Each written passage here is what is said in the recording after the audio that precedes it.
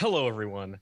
I was. It's not a fever dream, but I was having this weird dream. It's almost like a exhaustion point of just pure exhaustion. You need to take a nap, and you just have like the weirdest dreams. Well, Andrew Bell showed up in my dream, and he was making fun of me not having enough Legos. And it was funny because I had Legos in my dream in a bunker that connected to Jared's house. And Jared and I would go hide in this area when we wanted to get away from everybody. And it was honestly, I was like, you know what? That sounds pretty cool. I should make that happen. Don't we live like 2,000 miles apart, Freddie? We do, but not in my dreams. That'd be like the longest Minecraft tunnel ever. That would be fun. We could just have a rail car. I actually have a really strong. I hate to break it to you now that you've already described your dream to me. I have a really, really strong aversion to people telling me about their dreams. Oh my gosh! I thought you were about to say Legos, and I was like, it drives me. No, I love Legos. I just can't afford them. Fair enough. Drives me insane when people tell me about their dreams, especially when they try to describe the absurd, right? Like exactly, yeah. It's pure nonsense. I try to cut that out of my story. There was a lot of absurdity in there. Thank you, Freddie. I was gonna say that was definitely an engineer's dream. You just get to the point, and none of the romantic extras there. It just was. I had a bunker. There's Legos. You were there. Our house is exactly. Yeah, for me, it's like it is the mind's garbage. It is absolutely brain trash, and that's a great way to put it. So when you go to sleep, your whatever's on your mind, your brain's like, let's turn it into a story. And I was sitting there and my left leg was jelly and my right arm was a cannon. That's right. And you were there and my dog was an animal that wasn't a dog. And then it got really raunchy really quick, you know what I'm saying? But and then we all died, and it's like people, I'll wake up, my wife will be like, I had a crazy dream, and I'm like, don't care. See you later. Please don't tell me. Really, my kids, they try, and I'm like, don't want to hear it. The one person who's especially bothered by this is my mother-in-law, and she always, and I mean always, just dying to tell us about her brain garbage, and I don't want to hear it. So, Freddie, don't ever do it again. I am saving any dream I have from now on to bring up. No, what have we done? That was a bad thing to say on this show. Yeah, it's gonna be a great. Let's come back. Awesome. See, I don't ever remember my dreams, and so I guess our friendship is intact still. I used to have a dream journal. Even when I was a kid, I had a dream about the Pink Ranger. I wrote it down.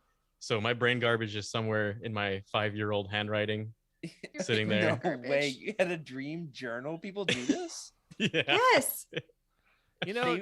Dreams are biblical, Jared. Come on. That's actually a very excellent point. I could almost imagine biblical, but you don't see me talking about them. Who? I could almost imagine one of the disciples. Hey, Jesus, I had a dream. I don't want to hear your brain garbage. I don't want to hear your brain garbage. Or like not a very Joseph, WWJD moment. In prison, Pharaoh's like had a dream, and he's like, "Get your brain garbage out of here, man." Tell me about it. Oh man, I had a dream earlier in the pregnancy that one of my favorite food YouTubers, we were like hanging out and best friends, and like to this day I still feel like a special kinship with him, where I feel like we're best friends, and I know it's ridiculous, but like we hang out. See, I feel dumber for just having heard that. I mean, I just can't handle the dreams. I just can't do it. I feel like Jared's ready to start the show now that he's insulted us all. I had a dream I'm sorry, and this is not a dream. However, it's feeling like a nightmare to me. So without further ado, let's start the show.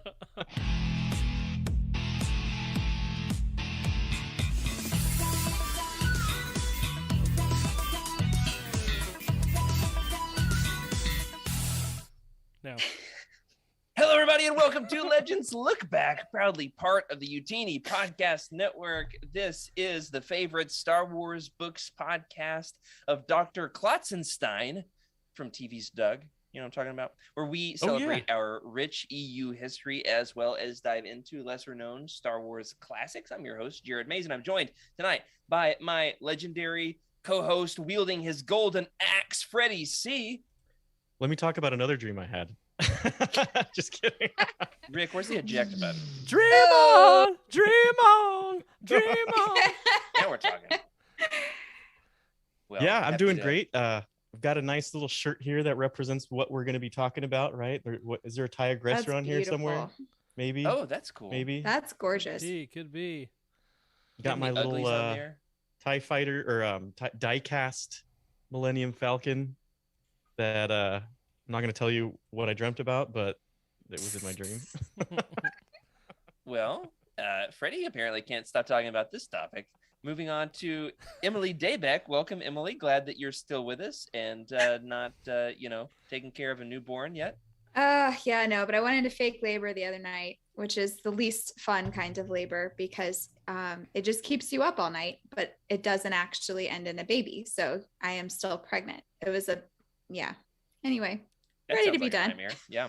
It was a bit of a nightmare, but now I've learned that you don't like to hear about dreams. So I will be exploiting that. And I'm so excited to think of all the different reasons why. Great. All the ways. Love it. Yes. You know who else is here? Our dreamy producer, Rick Grace. Well, thanks, Look at bud. that. I'm Dreamy here. as heck. I'm here, and I also have a shirt on, which is great. Oh my And gosh. I it- For the Wore first it. time, X-Wing. I've got a Yeah. Millennium Falcon shirt. for Hold on, those everybody audio stay here. listeners, Rick has a shirt on for the very first time. Yes, I discovered clothing. Yes, It's sure. glorious. So silky smooth and soft and all of that. I was gonna wear my my Star Trek Enterprise shirt, but I couldn't find it, so maybe next time. I'm very impressed with the thematic apparel tonight. Great job, guys. I love Yeah, that I'm shirt, Rick. Disappointed you. myself. Thank you. I've got a Millennium Falcon shirt and am wearing my Razorback polo because I did go to my first Razorback basketball game in 15 years last night, Ooh. and we won with a last second stop. We won by 1 point. It was wild, absolutely. And I stayed up till midnight, so just feeling nice and alive and alert for this late night show. Well, got some very fun stuff to talk about tonight. The world of spaceships in Legends, obviously not the topic that I chose. This was Rick and Freddie's request, so I'm doing my best here, guys, to just talk about those spaceships. You know what I'm saying? I think the Yeah. best part about it was Jared just said, "Hey, name some ships," and Rick and I just kept going and going. He's like, "Okay." He's like, Please I stop. really regret doing this. I should not Yeah. have asked. By the way, I did listen to The Living Force this week. Our own Jared Mays was on it as our guest Yeah. host. And he totally threw Freddie and I under the bus for that, by the way. So great. Yeah. I asked him, all right, I need a list of the best ships and legends that we can talk about. And it was like they found it like a challenge to their masculinity to be able to name the most. Like they were one-upping each other. And Freddie was like, what about the TIE Defender? And then Rick was like, what about the TIE blah, blah, blah, blah? And then how about the ARC 19073B? And I was like, please, this is getting out of hand. Now there are 900 of them. So we'll just see when we get there. But I've got some fun stuff to, of course, let everybody know about. I've got a couple of new acquisitions. What about you guys? Maybe a little something. This is a big one. I've got The Rise of the Sith Omnibus. Ooh. Honestly, I'd forgotten which cover I'd ordered, so was kind of scared when I got them all out of the package. Look how That's pretty thick this intimidating. side Wow, is. that's nice. Yeah, I mean, it's thicker than my hand. I mean, it's a big book for sure. Very excited to crack that bad boy and find out if it is a New York Times best smeller or not.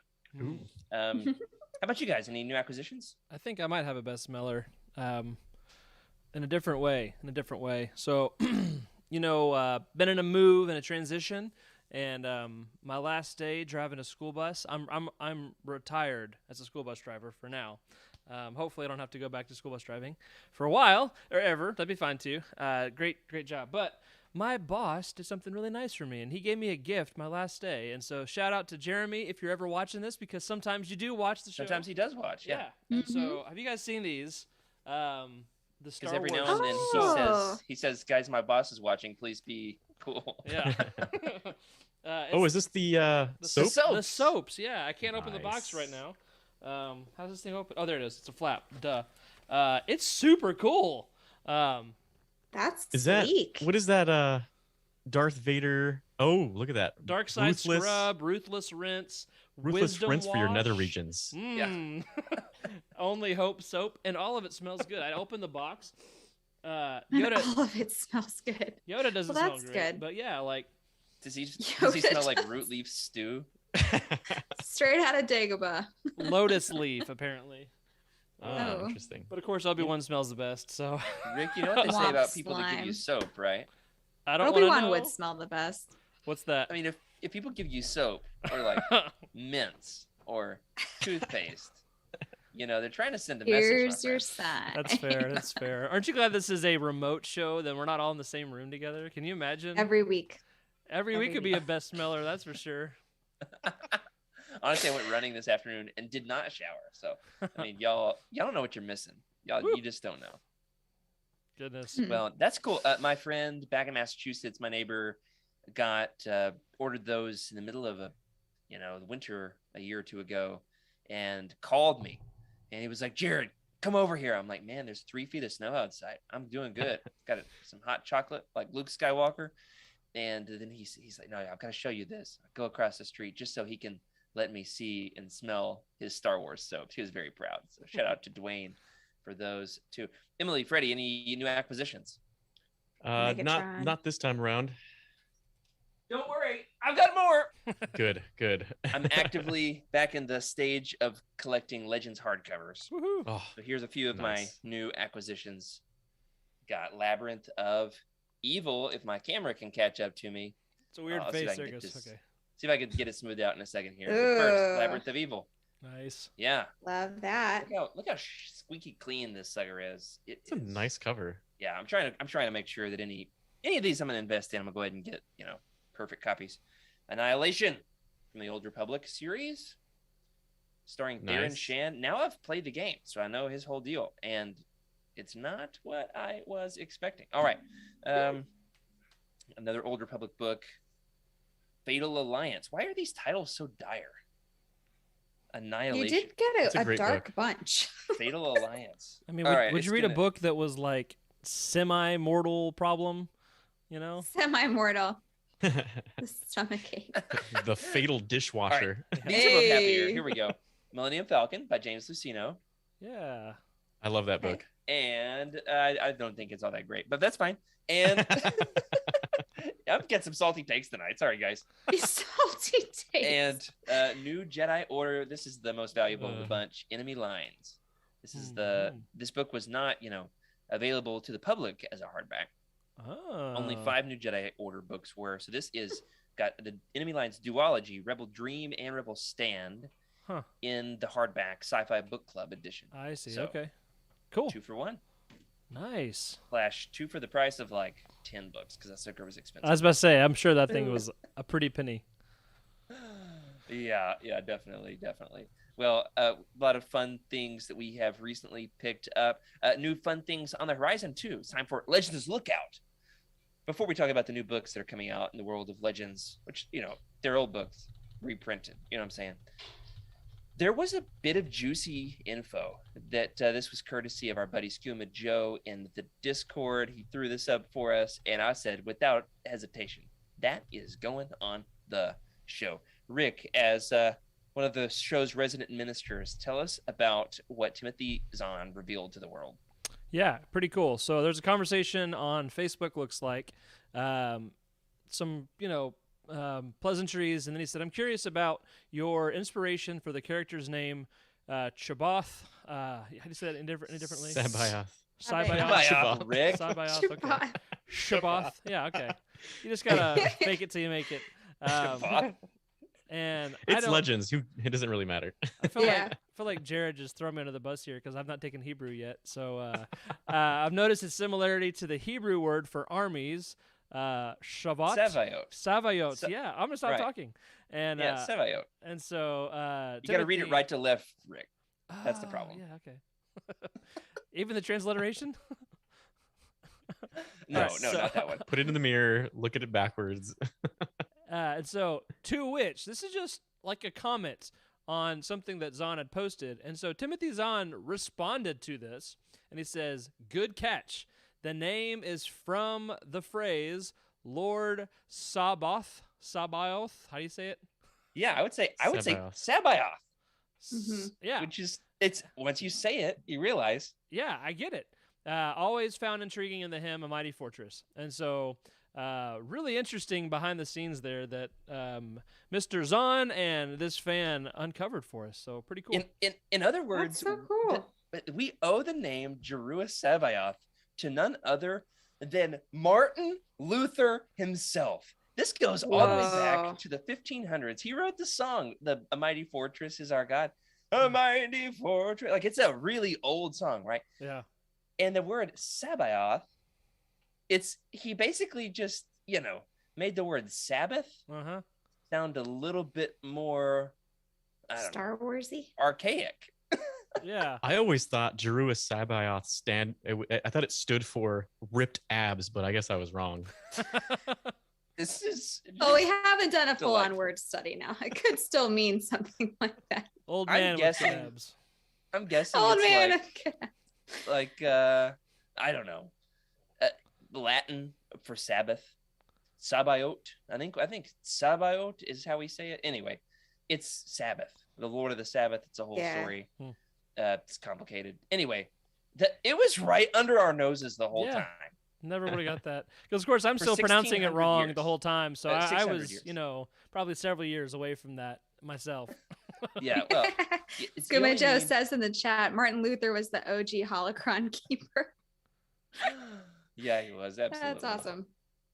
Wow. Well, thank you for that, Timothy Zahn and Skuma Joe and this other guy who asked the question in the first place. Yeah, Ruben, whoever you are, congratulations, well done.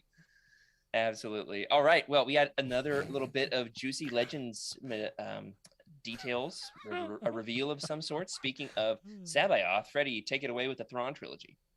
Yeah, so this is going to be fairly interesting. It looks like we're getting yet another box release of the Thrawn trilogy on May 31st, which, man, it just, Disney wants you to pay for more of these Thrawn books. We're going to pay for them, that's for sure. Happy to oblige. Well, I think we've got an image of the new, what is this? The box set of the Thrawn trilogy. They're the Essential Legends collections, so we know what the books themselves look like, but we now know what the box looks like, Ooh. and it's sick. Wow. It's I like got, it. yeah, tell them who it is. Let's see. So we've got, it looks like, I'm trying to see on this tiny screen that I've got here.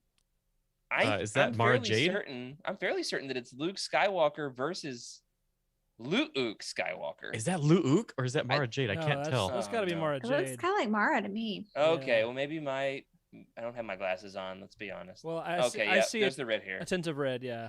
There's the red Yeah. hair.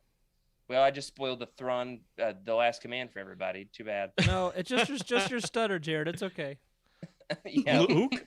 I just stutter over middle syllables that are vowels. For Conspicuously. no apparent reason. Absolutely. Well, I'm excited about this. I think I've already pre-ordered it. I already own them as Essential Legends collections, but box sets, those are beautiful. Totally. I can't Yeah, buy I like it. another set of this trilogy. I Yeah, can't. I will. Yeah. You're Let's not see, gonna do it, which- right? That's fine. We've got the soft want to. cover, Uh-huh. the hardcover in the Legends, right? And then we've got the Epic Legends collection in the box set now. What, Don't forget the 2016 reprints. That's Yeah. right, the 2016 reprints. There's like the what is it? The 20th anniversary edition for Heir to the Empire. Good catch. Yeah, I'm trying to find. And my- then, That's in the uh, chat my for the huge wallets. Pile of books. Yeah. Then there's the Kindle edition, the Audible edition. Yeah, your loaner copy. I don't know. There's just Maybe I can loan Here we go. out my Essential Legends. That'll be my new loaners, and then I can buy the box set for collector's sake. Yeah. All right. I've got the 2016 edition of The Last Command here. These were only out for a few years, so very cool. But there's a lot of these out there. A lot of these out there for sure. In fact, I think we should do our research. I can't get my camera to catch up with me. I think there are actually several different hardcovers from the 90s that are slightly different colors. Okay. Like of Heir to the Empire. Interesting. Because like they couldn't get the exact same color at the printer or something like that. So Timothy Zahn always knows when there's an original first edition, it's a whole thing. Wow. Not enough cyan. Yeah, something like that. Yeah. That's crazy. Yeah, so what I'm saying, Rick, is there's more that we're going to have to collect. Oh, dear. And so if I see one with slightly different coloration, I'm about to keep it and then take it to the man himself and be like, tell me the story of these. Which one is the original? Tell me. Yes. Right. Yeah, he knows. I think it's chronicled in the 20th anniversary, like the liner notes. Okay. All that extra, those juicy deets that they threw in the margins. Anyway, there's a lot out there. They are going to come out May 31st, right after the next wave of Essential Legends collections, which are coming out. Guys, it's coming up soon on April the 5th. Emily, tell us what we got coming. Sure. We got Kenobi, Dynasty of Evil, Darth Plagueis, and Wedge's Gamble, which also includes a new audiobook. Is that what I'm saying? Yeah. There's 10 books in the series, so now 3 of them are going to have an unabridged audiobook. So we're getting there. Ooh. I love it. Love that. This is the part that all of the naysayers at the very beginning. Oh, Disney's going to ruin the Legends books, etc. Guys, we're getting new content in Legends. Yeah. Crazy. That's so exciting. That's a good point. I think, with my new X-Wing behind me here, it's about time that I order an actual X-Wing pilot helmet. What do you think? I think you should put Wedge behind you. What, like a With cardboard nice little cutout? Yeah. No, I'm talking about got a couple of helmets like laying on the ground over there on some boxes. Yeah, I'd like that. That'd be cool. We'll see. I'm telling you, you got to put a Gonk droid in there. I'd like to Definitely. build one. Yeah, I'm looking at instructions on how to build one. It's in the plans. You get a trash can and you put some feet on 2 it, of them. and yeah. There's a little bit more to it. I know. But it is a There's fairly a simple little one. work to it. All right, you're right. And- You have to get the trash can from like your junior high, circa 2006, 2004, whatever. What a lot of people do is they get 2 storage bins, and flip the top one upside down, and then attach them around the waist, in the middle, and then the corrugated pipes for the legs, and then it's the face of the Gonk droid that's especially like where you can give it detail. Yeah, and you can put your daughter in there and have her gonk around during the show. I don't think I should put my daughter inside a plastic bin. Yeah, and I'm also, as a father to daughters, I don't What think about they your should cat? ever use the verb Suffocating. gonk. Gonking my daughter does not sound good. So let's not just, going to That's happen terrible. here. remove Changing that. the subject. Yeah. Changing the subject. I'm gonna keep my eye on you, Freddie. No. That I've been building in this new Star Wars studio. The next episode of my Yavin Base build series is out tomorrow for our $10 and up patrons. So if you would like to see what's going on up above me, so you can't see it from here, but let me tell you, it was messy and it did not smell good. All right, there's my actually, Rick, do you have the video teaser for what happened this week? I think so. All right, let's Involving see. some important seats, right? Okay, so this is a little promo for this week's episode. This was something that my daughters were up here with me while I was putting the room together. This video is just a snippet of something that I discovered of what my kids were up to while I was working on the room. This is amazing. Small discovery. My 2-year-old likes to play with the Jedi Masters. 3-year-old likes to play with the Jedi Masters in their chairs, and she has put Phantom Menace Puppet Yoda in Oppo Rancisis' lap. And she's fascinated with Oppo Rancisis' tail, which, aren't we all? Mace Windu is sitting here looking grumpy about the scene that is unfolding all around him, and then little Daniel Tiger, or whatever this bad boy is totally taking Yoda's seat. Which is, really perfect because my cat is taking my seat. This doesn't work, Rick, when you announce.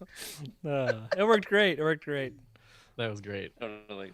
Well, it was one of those things I just looked over and was like, oh, what is happening over there? And then Mace Windu is looking like this. I do not Very approve of unhappy. this situation. Yeah, very unhappy. She looks up at me and she's got aporancistous and she says, what's up with his tail? And why does he have a tail? And I was like, that's the question. That's exactly his thing. Why does he have a tail? And she's like, can we get it out of here? Actually, it's really difficult to unsnake him from his chair because there's a hole in the back of his chair, specifically tail size. Did you guys know this? I have not been complete in this till this put moment. it in Tell a me certain more. way. Like, Take it out in a certain way. when you think real world architecture for like building this chair, somebody had to design a hole in the back of Aporancistous' chair so he could stick his tail through there. Well, I think the weird part is they had to actually measure his tail first. How big around is it? Just The hold girth. on there. Let me grab this. Well, you know what else people had to measure? Spaceships. I don't know how to do this transition. We're going to talk about the best spaceships of Legends in just a moment. So we'll be right back with the show.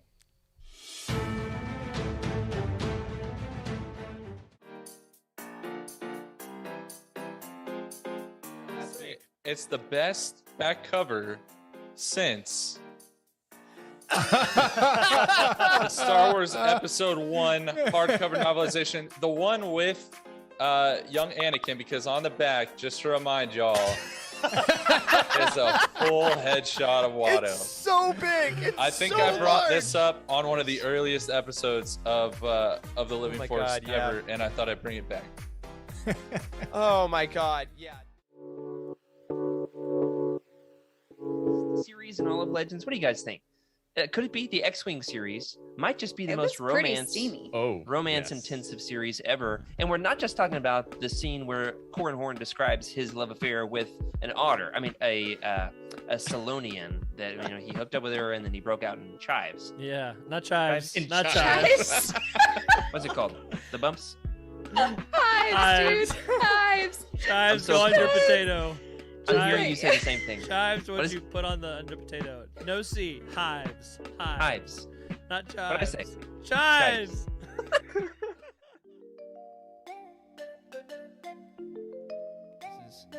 It's not a very common story to approach. Yeah, again, drawing the complex family tree of Django to clone identical son to clone all identical millions of sons, but they're a generation older.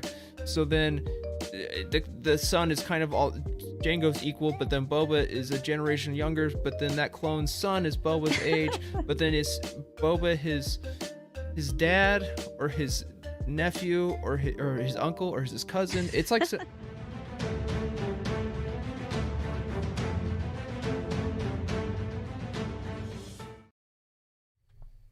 So as Jared mentioned at the beginning of the show, he in the chat, right? We're trying to figure out ideas for the show notes, trying to come up with, starfighters. Okay, what do we want to go for here? And of course, it was definitely a battle between Rick and I, trying to put out as many of the cool ships that we could remember off the top of our head.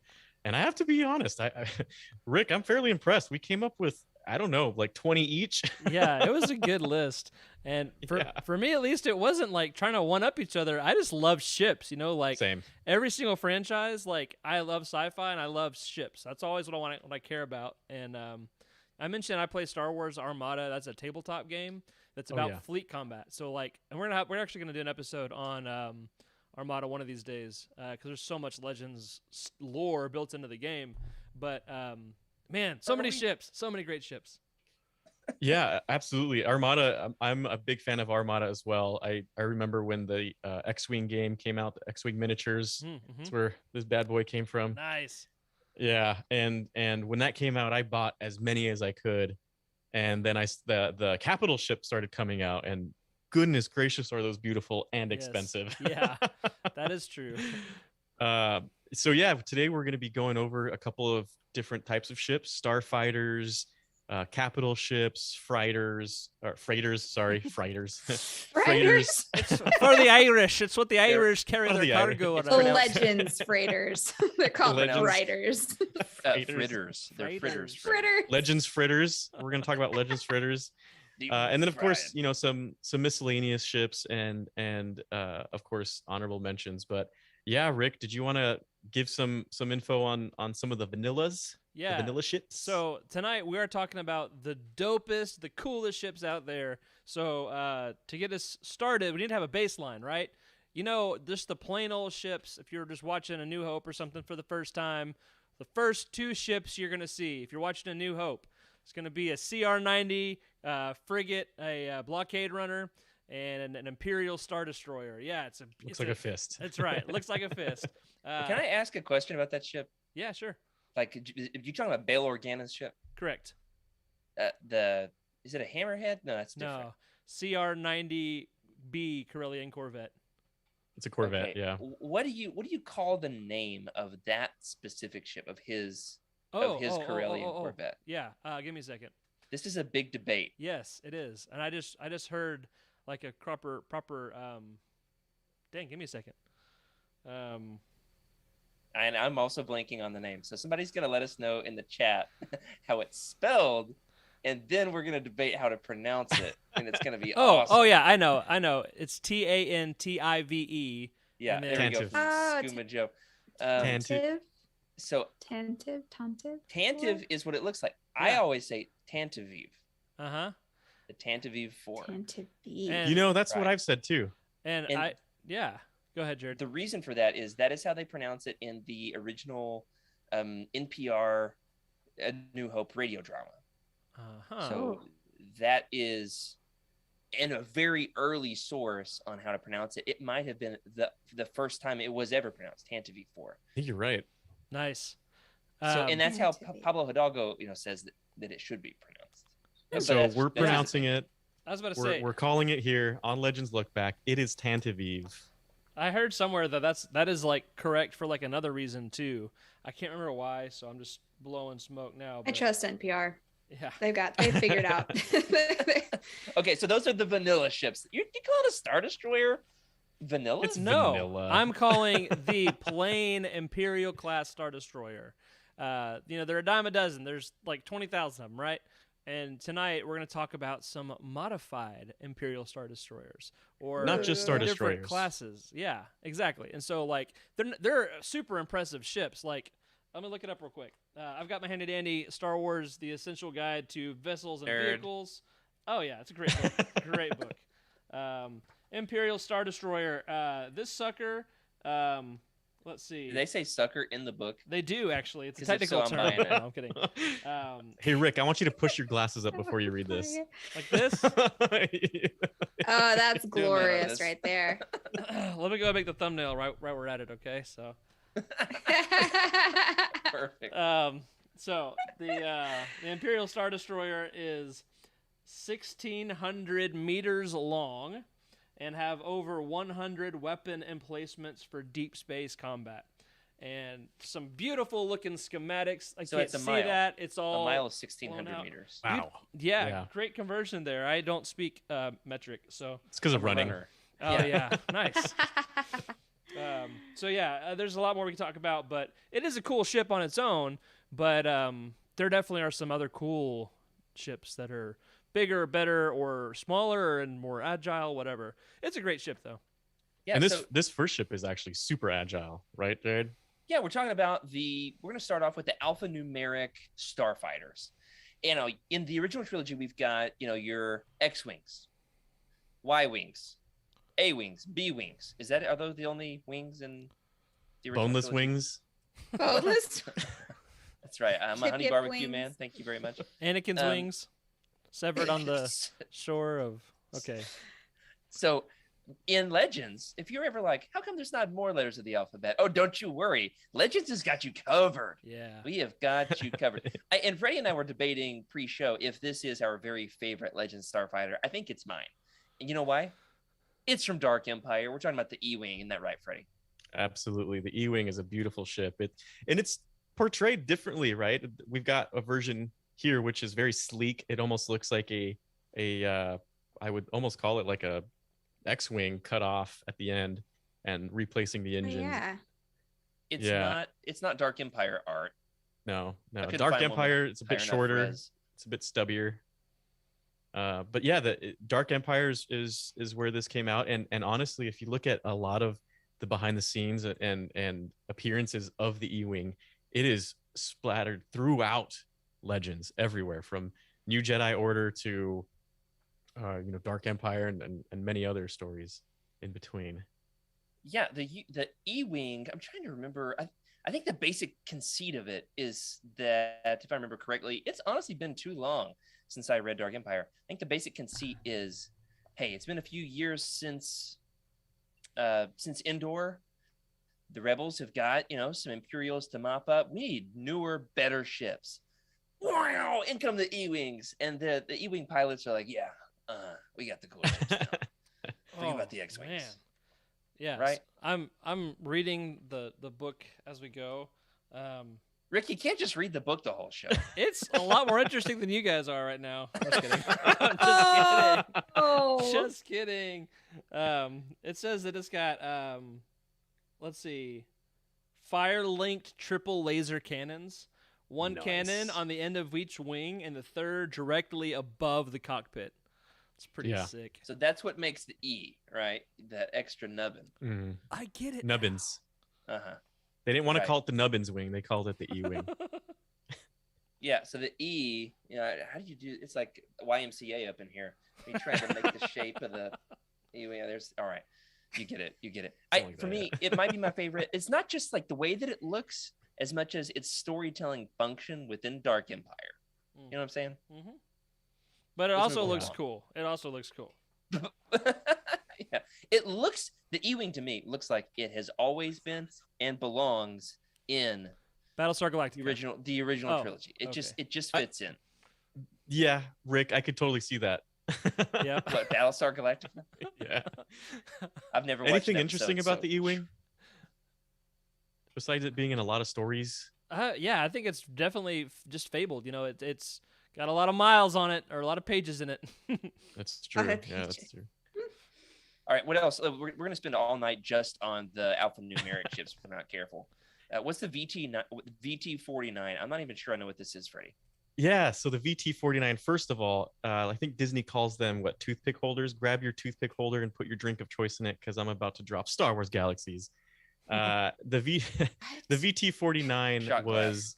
Emily, what he's talking about is that Disney doesn't call shot glasses shot glasses. They call them, Oh, yeah. okay. Yeah. That makes toothpick sense. holders. Toothpick holders. Yeah. Wow. Exactly. So the VT-49, fun fact about the VT-49. So the first appearance was in Star Wars Galaxies, and then it was also released in, I believe it was Lethal Alliance for PSP and That's a the deep DS. pull, Freddie. Yeah. The interesting thing about it, though, is the original concept for the VT-49 was to make an evil-looking Millennium Falcon, and they oh my even gosh, I can used see that. yeah, it's very interesting. And even the sound in the video games, the Millennium, they use the Millennium Falcon sound, and they just put in some minor tones to make it sound just a little more Wow. interestingly evil. So Gotta very look that interesting up. craft. This is one I had not heard of until preparing for this show. The next one, though, I had heard of. Emily, tell us about it. Sure, it's the Z95 Headhunter. Its first appearance is with Han Solo at Star's End. That's It's the also oldest- What is used- that? 79? Oh, It's really? an Yeah, old that's book, an old. right, That's a Freddie? very old one. Yeah, Ooh. that's Go ahead, Emily. Continue. Oh, it's all good. Used by the Rogue Squadron in the Liberation of Coruscant and flown by Mara Jade in the Thrawn trilogy. And if I'm correct, is it usually used for training? Yeah. It's been used for especially in I By, believe it was Rogue Squadron, right? yeah. It was used for training Mhm. often. It's Okay. been around that long that it's a not your first choice necessarily, but it is a sturdy. Practice option. Yeah, sure. Okay, It cool. looks like a proto X-wing to me. Yeah. Mm. It's like Exactly. an L wing, Yeah. like a It's only got- lowercase L. It's just a straight line. Yeah, it's only got a set of wings, and it doesn't have the the what is it, S foils in attack position. This Yeah, is the only position you got. No position options for the Z95 Headhunter. Justin in the chat calls it baby's first X-Wing. Love it. So good. I love it. I love it. And also, Mara Jade makes anything cooler, doesn't she? Oh yeah. Totally. Definitely. Well, now you got, what do y'all put B-Wing in the show notes? Just B-Wing. What is it that you love about the B-Wing? I mean, I don't know that we can call it a Legends ship. It's an original trilogy ship, right? Well, yeah, but it's still a sick ship. I don't know if I put It's that a or s- Freddie put it in. I'm not sure who put that in here. One of us, when we were doing our starship regurgitation. But the B-Wing is such an interesting craft in general. It's very slow at maneuvering, but it's basically your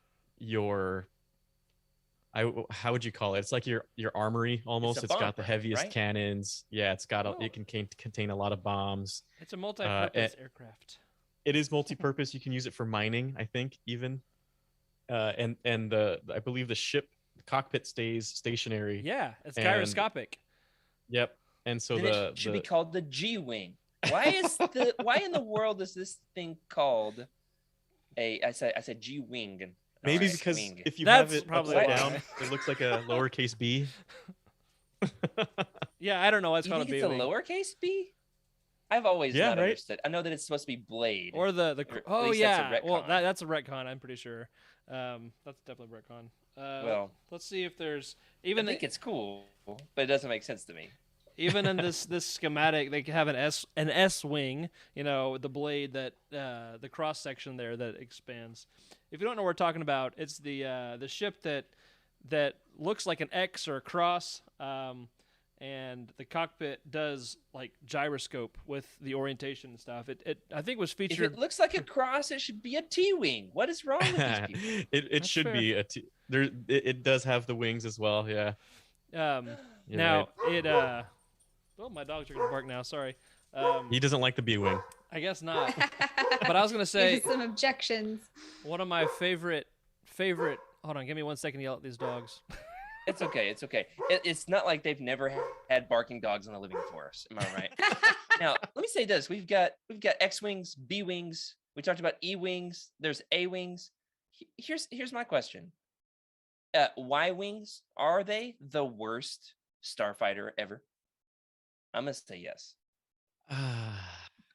Well, The design is fine, but they're at least in the X-wing books, they're described as the slowest out of all they're the just- yeah. the bombers. They're They- like a decrepit Clone Wars craft they still have lying around. Yeah, it's like it's got heavy armaments, right? It has Well- has an ion cannon, an automated ion cannon, along with its own turret, Right. and it can carry bombs. Yeah. so like it's not really agile at all, though. No, it's just for offensive. it's supposed to be a bomber, I think, through and Yeah. through. And so, like, if you get into a dogfight with at the Y-wing, you pretty much know that someone didn't do their job. He's supposed to be covering you, and you're screwed because you're clunky. got a lot of shields. Yeah, it's got good shields and that ion cannon. Ion. Okay, I'm talking as if this is real. This is what I love about sci-fi. But ion technology in fiction is supposed to just disable a ship, not destroy it. And so its Lane, primary. blow them up. What? Why? No, not blow them up. Just disable them. And so that's what ion technology does: is it just disrupts the electronics or whatever, so that it can keep going with its mission as a bomber. And so even ion cannons. That's why you see whenever there's an ion cannon, like in Empire, from the surface to the Star Destroyer, there, the ion cannon disables the ship. It doesn't blow it up outright. Okay, I'm just nerding out now. I'm sorry. There's it's okay. there's even a This is great. purpose if they wanted to capture. They use Y-wings to capture TIE fighters, so they can do some reverse engineering or whatever, because they can keep it as long as you shoot it and you keep it what do you call it, disabled, I guess. Yeah. You can get a tractor beam, take it up, and without having to destroy the fighter is alive, maybe, right? And so you can interrogate him, torture Okay. him, whatever you want to do. Okay, now we're talking. We got torture involved. All right, Yeah. here's the thing. when you guys reread Wedge's Gamble when it comes out with the Essential Legends Collection volume of Wave 4 this April, in those books, Y-wings are constantly looked down upon. True. Yeah, They they are are. all the X-wing pilots in universe, Well, because it's from the yeah. perspective of the X-wing pilots. Totally. They're always like, "Oh no, the Y-wing losers are Yeah. here." You'd have to imagine Yeah. it's like a bunch of F-35 pilots, and then Yeah. you've got like a C-17. Yeah. I mean, yeah. It's like the Legends equivalent of that meme of the guy in the school with the boombox on his shoulder, and he says, "How do you do, fellow kids?" Those are Y-wing pilots. Am I right? That sounds about All right. right. Yep. All right. Especially, now, Rick, you were about to go ahead. I was just thinking. Especially, I'm pretty sure in all the movies, it's always the guy with the mustache who's flying the B-wing. So like that just is even. Oh, we should have all worn mustaches for this show. Dude. Roll it back. Start it over. When I shave my beard, my fat chin just hangs out, and it's disturbing and distracting. So we're not going to do that this time. Maybe next time. Yeah, I was going to say, one of my favorite weird legend moments is, I got to look it up so I don't get this wrong. I think it was in Jedi Academy trilogy when Akbar crashes the B-wing into the Crystal Cathedral. You know what I'm talking about? Oh yeah, that's right. Yeah. Is it the one with the noise Yes, maker? the Cathedral of Winds. The wind. That's what it is. The winds. Yeah. That's Jedi right. Yeah. Academy trilogy. Yeah, and he feels so bad, and it was tragic. But I just was like, and they talk so much about this B-wing and how cool it was and how he knew the guy working on it and all that. And there's some plot points going on there, and then it crashes, and it's like, oh dang, Akbar just crashed the ship. Is this the old Did guy? I do that? Take his keys away, like.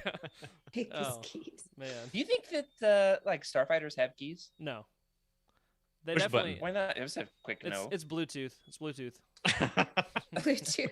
Oh, I guess in the Naboo starfighter, Anakin presses the button and that makes it go. Yeah, it's push to start. You got the fob with your batteries have to be turned on.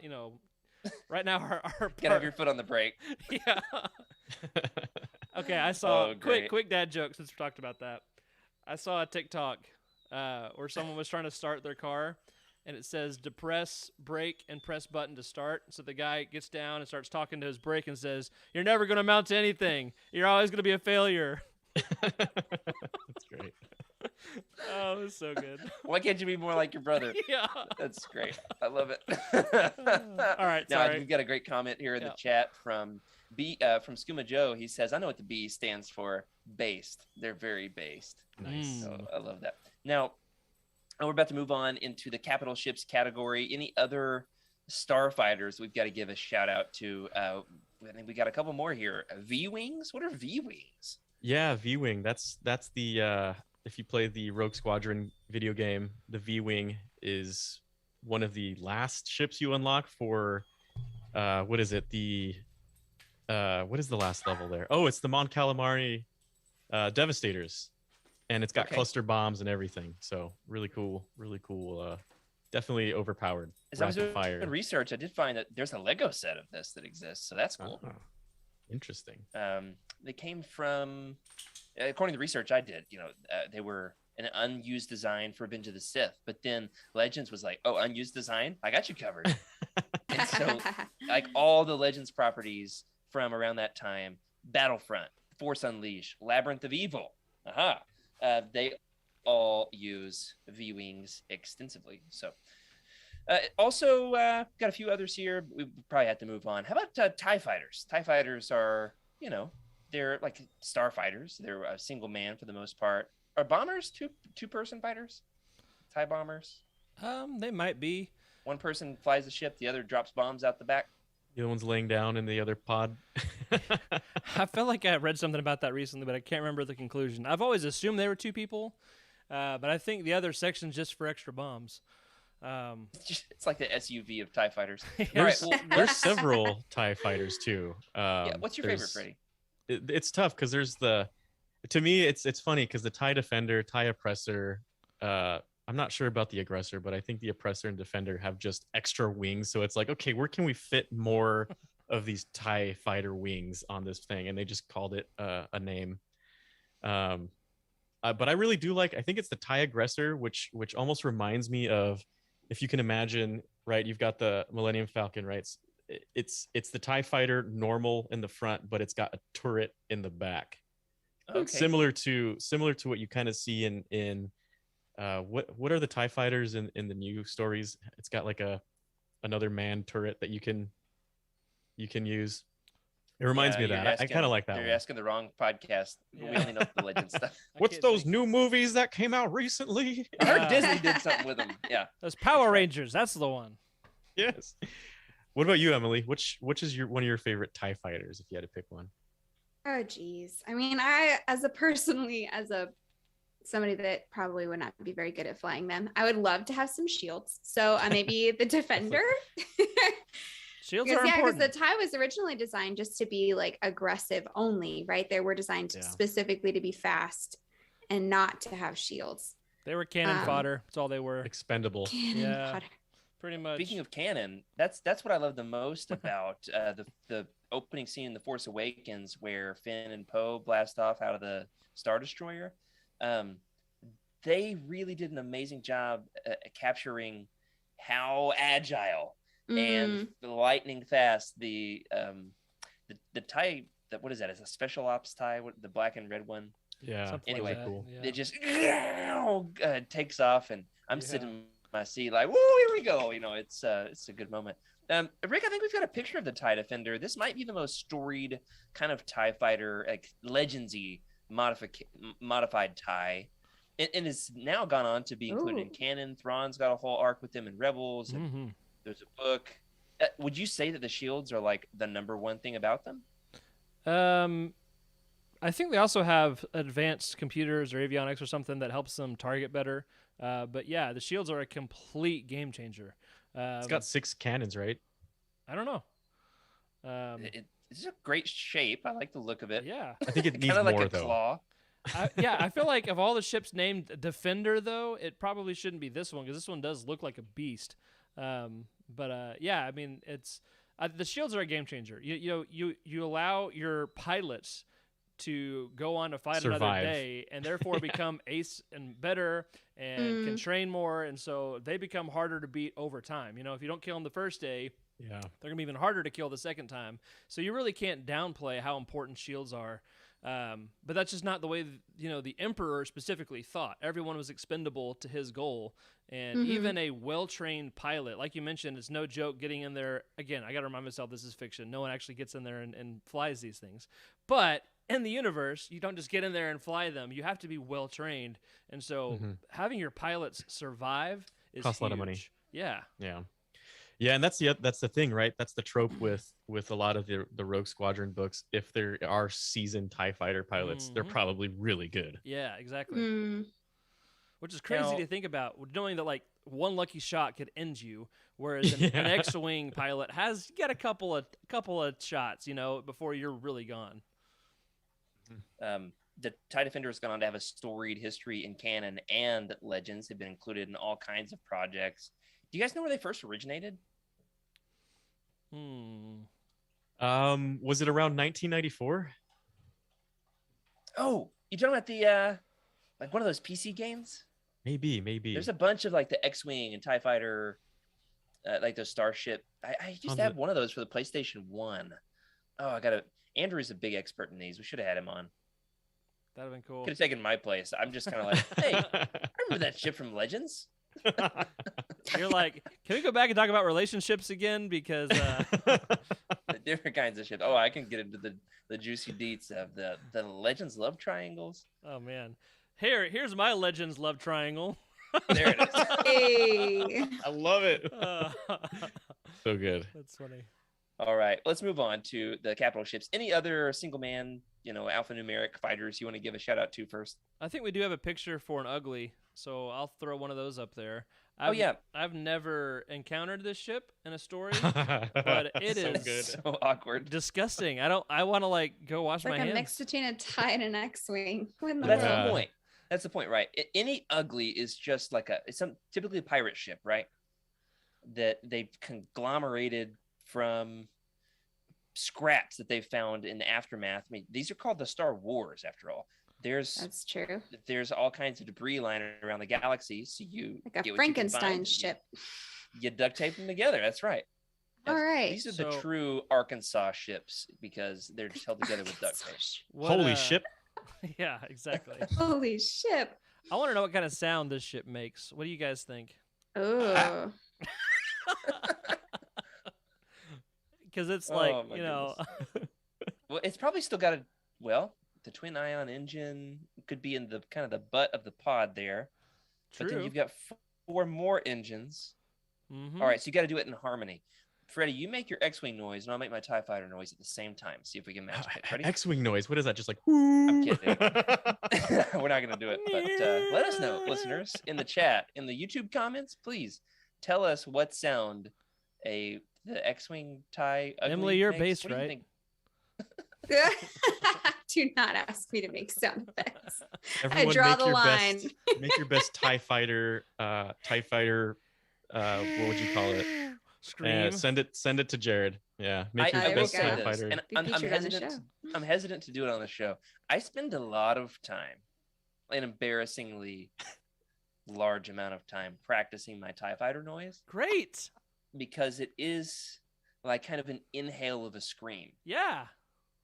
You got to do Well, the. give us your best Do it in. You're No, cool. come on. Do it in. You're cool. I can't Do perform it in. under You're pressure cool. like this. Do it No. in. You're cool. It's kind of like Why do you no, spend no, so no. much time practicing if you're not going to show it off? so that when I play spaceships with my kids, I can make the right sounds. Well, Oh, okay, that makes sense. well, let's just do a little practice. like then. it. No one's watching. It's just us. It's a scream. I'll say this much: it is a scream. It is a scream. We've got a great group in the chat tonight. I'm not gonna ruin That's this true. for them. That's All right. true. You're gonna have to clamor for it at They least as wanna hard hear it. as Freddie's been clamoring for me to cosplay as Salacious P. Crumb. At least that hard. I'm gonna have to If super you- chat next week to hear it. I guess. It's got to be a super chat for sure. It's got to be a super chat. Yeah. Okay. Moving on to the capital ships. Whew, before this gets any more personal, the capital ships. We're talking about the big bad boys. The big right? uns. Like Star Destroyers. Yeah. Mon Cal, the bulbous rebel ones. Yeah. Are you more partial to Star Destroyers or to the Mon Cal ships, everybody? Okay. I really do so- like the sleekness of the Mon Cal ships. That's for sure. Yeah, and I mean there are tons of other non-partisan ships out there. You know, Corellia makes a bunch of everything. But let's see. I love the firepower and the strength of the Empire. I don't like what they stand for, of course, but like they're just beautiful ships. Like the symmetry, the arrowhead design. So I think They're just visually, triangles in Classic. space. yeah, but they're cool triangles in space. Every time I Nice see pizza. I used to have Yeah. a mural of one in my house. I mean, obviously, I love them. Every time I Beautiful. every time I see a triangular building, I like almost get in a wreck because I have to stare at it and just like dream as if I had an office in that building. I would totally make it like a bridge and just walk around with my hands behind my back and Officer on deck. strut the deck. Yeah, and oh man, Oh my like- gosh. oh gosh. So yeah, I'm gonna say Star Destroyers for me. Okay. Oh, I love a Star Destroyer. Now- Favorite kind of ship. Emily, you said you wanted to talk about the Chimera. This is Ah. Thrawn's personal flagship. Yes. Well, that's why. My favorite blue guy. Yep. The Chimera is it's modified, but it was the flagship of Thrawn's 7th fleet. So he did like all of his commands on this, right? That's like right. his ship. Yeah. Yeah. Mm-hmm. And then it ended up being the flagship of his fleet when he was promoted to admiral. So, I mean, the Chimera, like there is like, that's the best ship name in my opinion. I don't think I there's like a that. better one. That's another funny thing about Star Destroyers, right? Is you have to name them as typically the Chimera doesn't quite fit. For the most part, they have some kind of a super violent name, Yeah. like the aggressor or the dominator. Yeah, usually it's Eviscerator. obvious. With Eviscerator. Chimera, I feel like that's totally Thrawn because it's like mythological and also the Chimera is like mythological. Okay, sorry. Now, there Rick, you before- go. Yeah, joined no, the it's team, beautiful. A couple years ago, Corey got us all on the team Hmm. these pins. Yes. It is a Chimera Star Destroyer pin. Obviously, from the canon designs they used in Rebels and the new novels. It's got the Chimera symbol printed on, etched into the actual Star Destroyer. I love that. It's one of my Yes. favorite little possessions because it's not like you can't buy it in a store, you know. Mm-mm. Yeah. Yeah. I bought some books from him, and he sent me one of those too. Oh, you've got one? I've I got thought one. I thought I was showing you something you didn't have. Sorry. One I up bet you- again. I'm Knowing sorry. Corey, he probably bought a box of like 1,000. Oh yeah, he's For probably a like, discount. "Here, kids, take a pen." Kids come I love it. for Now- trick or treat, and it's All just right, like, let's run through some of the more notable Star Destroyers and capital ships in Legends. We talked about the Chimera. What else? We got the Executor class. This is like what Ooh, Vader drives, right? when he drives. Stick shift. what Vader broods in When he ominously. breathes in. Yeah. Favorite. So, all right, we have to talk about scale for this thing. This is a beast of a ship. Let's see. I'm looking up the dimensions here. Okay, here we go. 8,000 meters long. How many miles is that? 8,000. Okay, so a 10K is 5K. 6 miles. So it's what, 4 miles? 4 miles long. That's Five? crazy. So it's about 4 times bigger than the normal Yeah, Star Destroyer. yeah. Which is crazy. Actually, I feel like it's bigger than that. I wonder if this number is accurate. Because I think I was thinking in my head it was a lot bigger than that. Anyway, it's We're a very technical massive. here on the episode. It's That's a right. massive ship. Broad It's- strokes. I mean, all of these ships really, they house everything. Like these capital ships, they house everything you need to live in for months at a time. But I feel Mhm. like this Executor class, like I know you can't like see what I'm pointing to, but the bridge is back where the arrowhead kind of like gets its broadest, and like all those towers before, it just reminds me of like a cityscape, you know? Louis Uh, Vuitton in there. Yeah. And it's massive. And again, the game Star Wars Armada, like this is obviously like the biggest ship that you can play, and the ship itself in this Is game, it bigger than the whole table? and that's pretty massive. It's like 3 feet Yeah. long. It cost like $200 when it came out. Yeah. I tracked the wow. price until I bought it because I wanted it to be a lot cheaper than that. But it's so beautiful. Like, oh, just a beautiful, beautiful ship. Like I can pick it up like a dagger. Like I would never do that, of course, but it's beautiful. I Yeah. would never do. So, excuse me, Jared. We don't have a picture of this, and we didn't mention it, but this is for you, man. Okay. Let's talk for a second about this one I just saw a couple pages ago. Are you still in the Super Star Destroyer category? Yes. Is that what this is? Is this like Super Star Destroyer? We can just say Star Destroyer. But do you know anything about the Eclipse Star Destroyer? Man, it's so blown out you can't see The it. Eclipse. Oh, I got this. Okay, I was born for this moment. Oh. It's from Empire's End. Is it? I don't know. It's like the third of the Dark Empire trilogy. Oh, okay, yeah. I think It's it like actually a- appears pretty early on in Dark Longer Empire. than a Super Star Destroyer, and it's got like a big, like a buck tooth on the front, right? Yep. According to this book, it is 17.5 kilometers long. Holy cow. Yeah.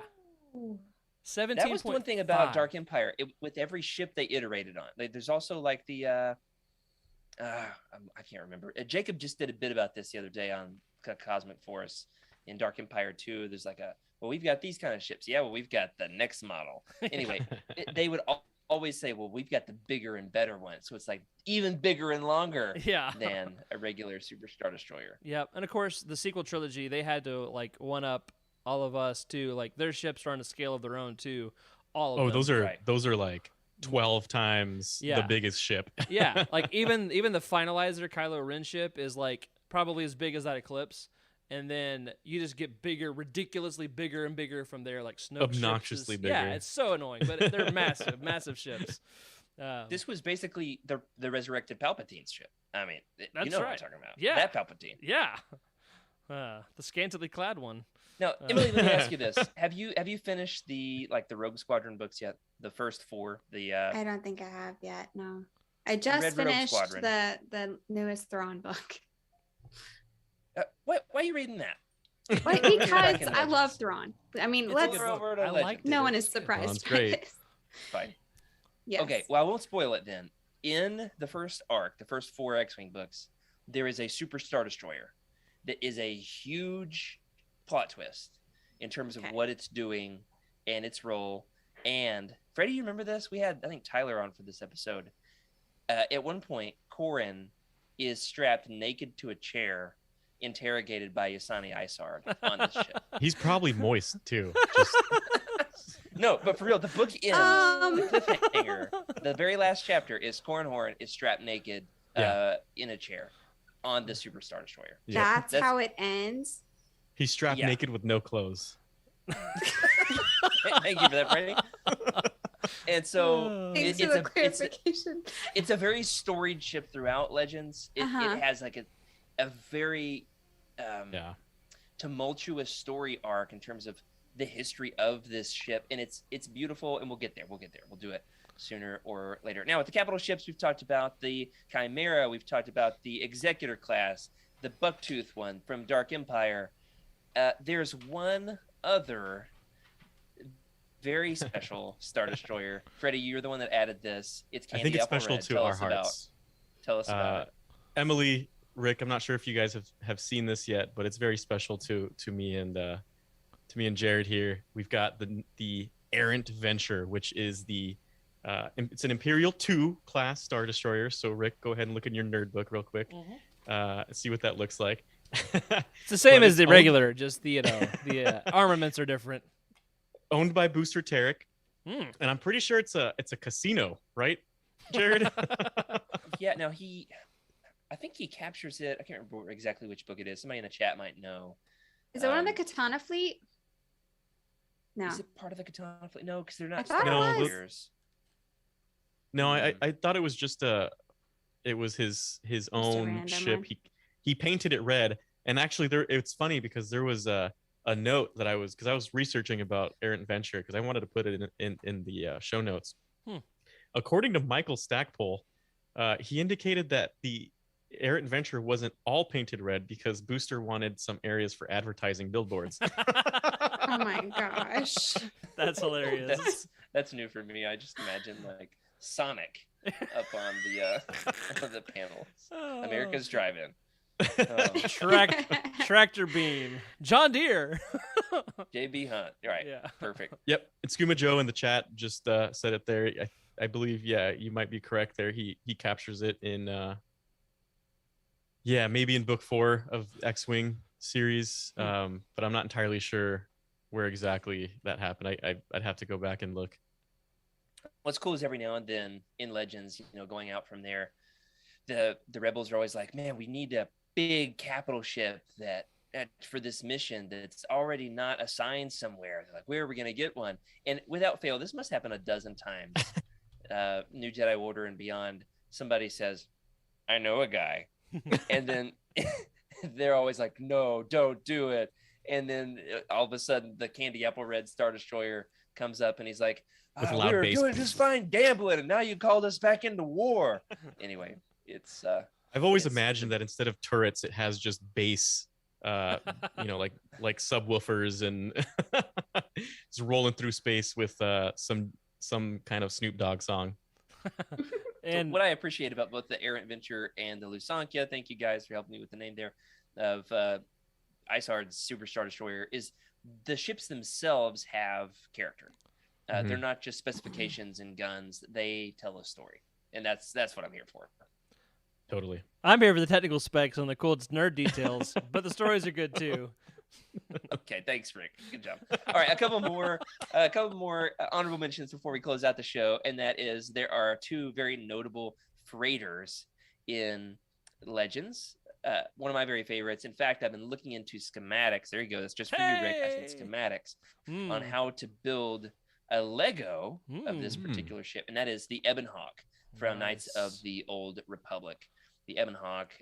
I don't know if I like it because of the design, which the kind of rectangular nose is goofy, or the color scheme, which is cool, the kind of red and cream, or if I just like the fact that, I've spent time in every last square inch of this ship a dozen times over. So I don't know. What do you guys think about the Ebon Hawk? Do you does it stack up for you as like a really cool ship design, or is it goofy to you? It's definitely goofy, right? It's almost like a very snub nose looking kind of stapler. It's like somebody cut the Millennium Falcon in half and then put like a pleasure yacht on the other half. Now we're It's kind of the vibe I'm Freddie, getting. We accidentally left the Lady Luck off the list. That's a shame. Yeah. Oh, Yep. Yeah. Mm. Man, there's so many good ships. Maybe we'll do There ship part 2. Yeah. Ship we week. went on It's a a Shark vacation. Week. It's Ship Week. I would love That's that. Yes. Not a bad idea. So yeah. I had an idea for something. Yeah, I was like, it's Anyway, we'll get there. It's a big secret. Okay. The Ebon Hawk. You said it's goofy too, Rick. I don't know much about it. I mean, I'm not totally goofed out by it. I think it's cool looking. I mean, it's a ship, man. What can you not like? It goes to space and does things and goes pew pew. Well, Goes pew pew. it's definitely derivative of the Millennium Falcon. I'll give it that. But it's very legendsy. It's gonna look really good on my new Knights of the Republic shelves that I'm building. All right, now I got to do it. It's going to happen. Emily, you wanted to talk about one more freighter before we close it out. Yes. This is the second best ship name in all of Legends. Wild Card, Karrde. It's from the Thrawn trilogy. It's a heavily modified transport used by Talon Card for smuggling and as a mobile base of operations. And that is a unique body style. Good night. Oh, yeah. I think it was designed for the comic adaptation, if I'm not wrong, in terms of the looks of it. What's fun is, if I remember correctly, Zahn wanted to name the trilogy. He wanted to call it, or the first book maybe, he wanted, instead of Heir to the Empire, he wanted to call it Wild Card. Karrde. That would have been cool. That wouldn't have worked, would it? Well, it would have been all about this ship, and Rick would have loved it. Yeah.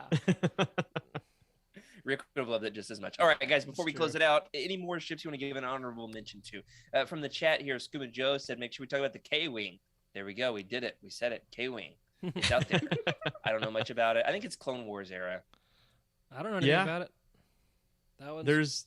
There's also another honorable mention. It's a very interesting one. It also has character, the Shadow Droid, right? Where they remove the brains of Ace pilots and put it into the ship. Oh, yeah. That's in the Thrawn trilogy. Okay, another one here from Republic Trooper 86, the Jade Shadow. So one of Mara Jade's ships. There's several of hers I want to talk about we didn't get to. Okay, Scuba Joe says K-Wing is from Black Fleet Crisis, which I've not read since the 90s. So the E-Wing is also in the Black Fleet Crisis. So yeah, congratulations with that fact, Freddie. Wait a minute, you know that fact. You said it. There it is. Dash Renda, his Outrider. The Outrider. That's Outrider. I got some. Emily, you got a good one in here too. Oh yeah, Asajj Ventress's Solar Sailor. Nice, nailed Which it. actually was Dooku's first. It was built by the Geonosians, but that's a very unique design. It's an elegant How does way this to work fly. in space? I have no idea. You gotta have air. Well, so let's go. Let me. Oh. It captures solar energy. It's a solar sail. Solar wind. Oh, it creates, it's in the name, I guess. Yeah, there's the radiation itself actually creates its own wind. So what it does is it captures the heat and the wind from the star. But the problem is if there's no star. Yeah. All right, Freddie, you're an actual solar engineer. Does this check out? If you're within the region of that star, but after that, if you're in deep space, I don't know what the point of that parachute is. I think this is actually one of the designs that is closest to ion propulsion has been used, I think, for rockets and like satellites and stuff. Super slow too. Super slow, yeah. But talking about ions or solar sails, I think both are super slow, right? Yeah.